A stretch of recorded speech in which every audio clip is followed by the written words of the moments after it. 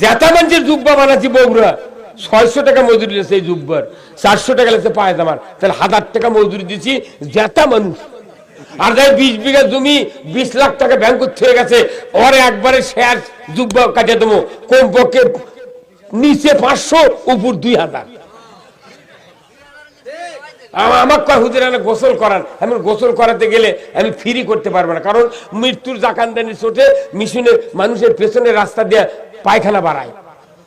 মহাধর মোস্তাহাব হলো যে 3টা ঢিলা করার লাগবে, ঠ্যাং ফাঁক করে ওই পাশার মধ্যে ওই টানা দিয়ে মুছে দেয়, তাদের পায়খানা শুদ্ধ গোসল হবে না। তো আমার কিসের টাকা পড়ছে তোর বাপের পায়খানা আমি হাত দিলে আর মোট টাকা ছাড়া 3টা ঢেল মারবো 1500 টাকা দিতে হবে।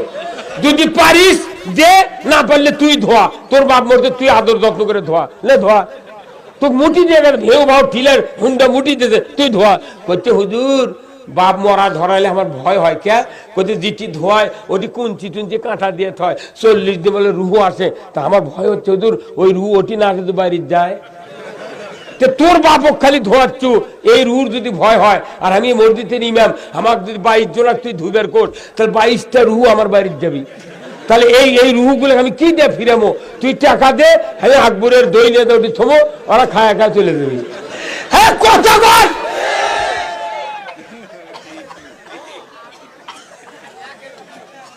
হ্যাঁ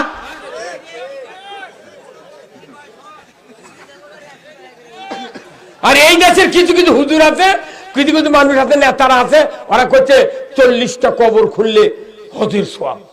এই তুই টাকা পাবো কোনটি আছে এর কথা? মানে ওই বাজে কথা কয়, ওই গরিব মানুষ দিয়ে কবর খুলে নিচ্ছে। খবরদার, টাকা ছাড়া কেউ কবর খুলবেন না। কমপক্ষে নিচে 3000, উপরে 4000 টাকা নেবেন। হ্যাঁ কবর করার টাকা লাগবে। তুই বিড়ি খা মরুছু, তোর কবর কে খুলবি রে? গায়ে গায়ে যদি 4 জন 5 জন ইমানদার পায়জামা পরে থাকতো যে আমরা টাকা দিয়ে কব্বর খুঁড়বো, ওটি জীবনে বিড়ি ধরাতো না। মেলা কব্বর খোঁড়া মানুষ কব্বর খোঁড়ে আর বিড়ি খায়। তোর কব্বর খুঁড়তে যদি বিড়ি খায়, মাটি দেওয়ার আগে আগুন জ্বালালো, ও মিয়া হাসির খোরাক নয়। আজকে যদি ইসলাম বুঝতাম, একজন মানুষকে ফ্রি কাপড় কাটা নিতাম না, ফ্রি গোসল করাতাম না। এখন বলেছি ভাই জানাজা কর, আমি ধুয়ে দেবো কাপড় কাটে।